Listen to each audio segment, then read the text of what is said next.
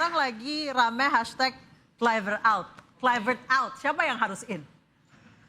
Bung Toel. Canda. Enggak lah. Bagaimana menilai seorang pelatih di satu momen pertandingan? Saya mengkritisi STY 2022 akhir, periode akhir. Kalau seingat saya September bulannya, tapi mungkin bulan-bulan sebelumnya sudah. Tapi seingat saya September. Itu saya kritisi, lalu kejeda sama situasi Kanjuruhan, lalu AFF 2022 yang gagal juga. Terus 2023 baru. Karena periode ketua umumnya kan beda. Jadi itu berapa tahun dia tuh? 20, 21, 22, 3 tahun. Saya baru kritisi.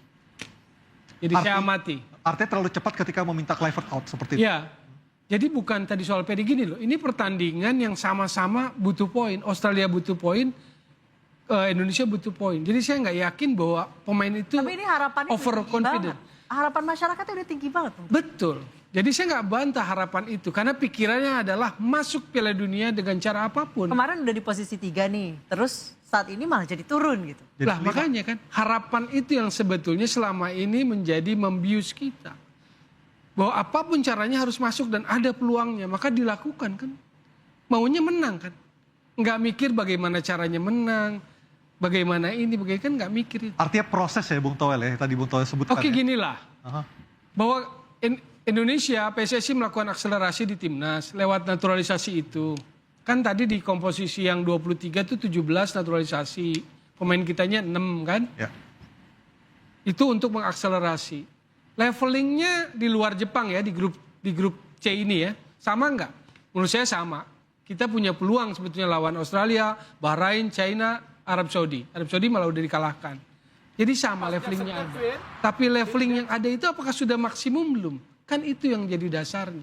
Dan tadi main 10 menit pertama, karena masih draw 0-0, saya merasa bahwa ini pemain ini bisa main dengan cara seperti itu. Yang kata Coach RD sangat berani. Saya pun mengakui garis pertahanannya di atas kok. Nggak kayak yang kemarin di bawah numpuk di depan area penalti parkir bus. Ini di atas. Jadi lebih memperlihatkan secara kualitas. tontonan lebih seru. Kalau kita bicara kualitas Tapi resikonya sepak bola, lebih tinggi toh? Iya. Kalau secara kualitas sepak bola ini sepadan dengan yang didatangkan. Kalau Anda dikasih kendaraan mobil dengan cc besar, Ferrari misalnya, nggak boleh sorry nyebut merek, Anda harus kencang gitu loh. Tapi kalau Anda dikasih yang ya biasa, jadi ini soal cc juga gitu loh. Kalau kita bicara filosofi bola ya. Di luar hasil, kalau bicara cuma hasil 5-1 ya sangat buruk. Oke, kita lihat dulu pernyataan dari mantan pelatih timnas kita, Coach Sinteyong yang tadi sore nonton di Unika Atmajaya. Kita akan lihat bersama, silakan. 호주까지 가서 열심히 최선을 다한 것 같아. 앞에서 선수들이 전방 압박돼가고 최선을 다했지만 시간이 부족해서 세트피스의 맨투맨을 놓치는 게 결정적으로 치지 않았나 생각하고 있다. 안타까운 점이지. 사실은 세트피스에서 골을 안 먹어도 될 것을 이제 골 먹으면서 우리가 대량 실점했는데 아마도 클로베트 감독이 시간이 부족해서 그런 세트피스 훈련을 못하지 않았나 생각이 들고 결정적인 순간에 우리가 골을 넣었으면 분위기가 반전됐을 텐데 그런 부분이 좀 아쉬워서 아쉬운 포인트는 했는 부분인데. Coach RD, sepakat Coach dengan pernyataan ST tadi yang mengomentari kekalahan kita? Ada 3 momen di mana set piece mampu membuat gawang kita kebobolan. Dan itu menurut saya ada beberapa situasi yang harusnya bisa diantisipasi dengan lebih baik lagi. Karena kenapa ketika corner kick terjadi, misalkan ya, itu biasanya ada 2 pilihan. Kita mau zona defending atau mau man marking. Ya. Kita mau man to man atau kita mau zona. Biasanya banyak tim yang menggunakan 2 pendekatan. Ada beberapa pemain yang zona defense, tapi ada juga beberapa yang ditunjuk untuk man marking. Nah tadi saya melihat memang ada sesuatu yang berbeda. Apakah itu bagian dari strategi baru yang kemudian mau diterjemahkan di dalam pertandingan hari ini, saya tidak tahu. Tapi faktanya tadi ketika gol yang terakhir terjadi, saya hitung ada 6 pemain belakang kita, yang satu dia zona, yang lain man marking. Sementara biasanya itu minimum ada 8 atau 7 pemain. Nah ini yang menurut saya tadi apakah ini sesuatu yang baru dibuat kemudian pemain belum mengerti 100% dengan apa keinginan yang dimaksud oleh Patrick Kluivert. Nah ini bagian dari apa yang tadi mungkin disampaikan oleh STY. Saya setuju itu, tapi secara keseluruhan memang terlepas dari apapun tadi kejadian kita 3 gol ya dari situasi set pieces, saya melihat adanya sebuah struktur organisasi permainan yang nggak seimbang. Ketika kita melakukan penyerangan dan ketika disiapkan untuk pemain yang lain untuk mengantisipasi kalau lawan melakukan counter attack dengan cepat. Yang sepatutnya nggak ada masalah. Mau main 4-3-3, kita mau main di daerah lawan nggak ada masalah. Tapi mungkin struktur pertahanannya yang mungkin dimodifikasi. Misalkan oke, yang pemain 5 kamu tetap lakukan press, kemudian yang 5 kamu preventif untuk menjaga situasi lawan melakukan counter attacking dengan cepat. Dan ini mungkin yang mungkin dalam komunikasi kurang berjalan dengan baik karena sekali lagi saya sangat setuju pelatih nasional itu tidak punya waktu. Di seluruh dunia akan sama masalahnya. Nggak punya waktu yang cukup itu memang sudah resiko pelatih nasional. Oleh karena itu menunjuk seorang pelatih nasional yang pertama tentu yang dikedepankan adalah bagaimana cepat untuk berkomunikasi, beradaptasi. Kemudian yang paling penting adalah membangun mentalitas semua pemain untuk menuju satu visi yang sama. Dan kemudian yang paling tidak kalah penting adalah membangun kepercayaan. Dan inilah yang mungkin belum bisa dilakukan dengan baik karena memang sekali lagi ini pertandingan pertama. Saya sangat mengerti situasi ini karena saya juga pernah ada di dalam kondisi seperti itu. Mungkin setelah ini kita harus betul-betul lebih mau untuk introspeksi, melihat seperti apa pertandingan yang berikutnya. Karena sekali lagi ini ujian yang nggak mudah buat Patrick Kluivert. Di pertandingan pertama harus menghadapi satu situasi yang seperti ini dan kita tahu ekspektasi masyarakat kita terhadap sepak bola Indonesia sekarang seperti apa. Saya ke Bu Kesit. Bu Kesit tadi Bung Toel bilang kalau permainan tadi seru gitu. Kalau dari sisi penonton. Tapi yang penting kualitas. Kualitasnya ya seru. Taktikalnya berbeda. Nah, yang penting berkualitas atau yang penting menang? Yang penting menang. Tapi kalau kita melihat tadi analisa dari Coach RD juga dari Coach STY, menurut Bung Kesit nih, Kluivert tuh udah pantas belum sih jadi head coach tim nasional? Ya soal pantas nggak pantas kan ini relatif. Ya.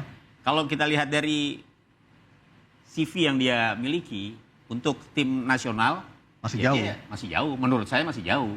Dia beruntung aja punya nama besar, Alex ya, aslinya. Pastor Ya. Dan Denny Lanzar.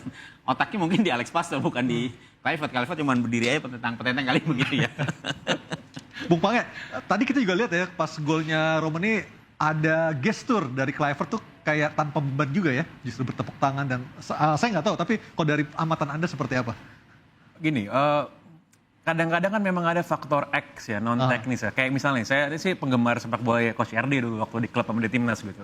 Kita lihat Coach RD berdiri di pinggir lapangan itu ada charm-nya kan. Ada aura, wibawa. Ada wibawa. Bahkan dalam situasi mau menang, mau kalah, mau seri gitu. Ini mungkin yang masih belum terlihat kalau dari Kluivert ya. Dan kalau tadi saya mau komentarin Bang Toel soal pertandingan tadi, apa seru dan berkualitas ya Bang Toel ya? Kualitas pendekatan taktikalnya berbeda. Iya. Itu mungkin berkualitas dan seru buat orang Australia.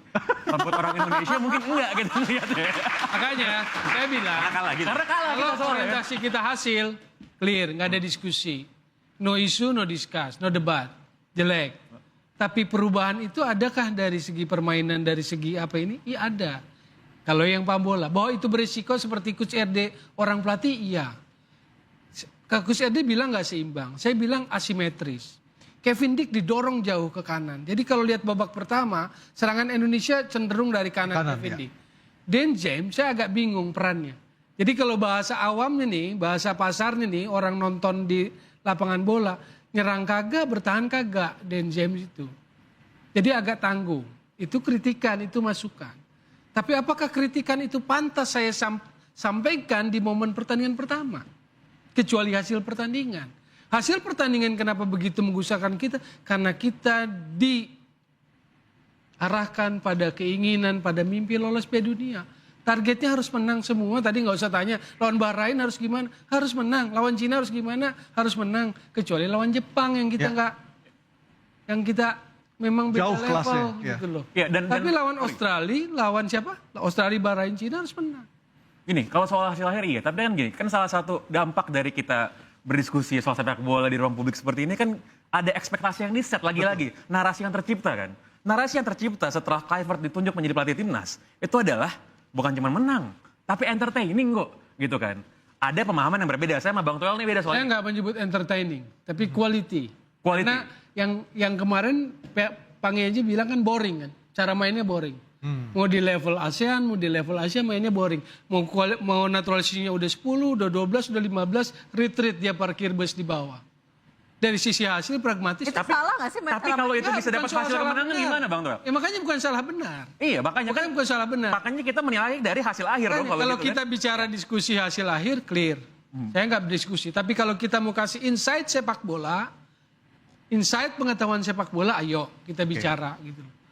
Kalau kita bicara orang awam 5-1 kalah, tapi satu hal tadi, kita pemain-pemain kita itu sebetulnya saya nggak ingin ngebela pemain-pemain itu, nggak mau nyalahin juga, walaupun saya tahu tadi ada yang salah siapa gitu, saya nggak mau gitu loh.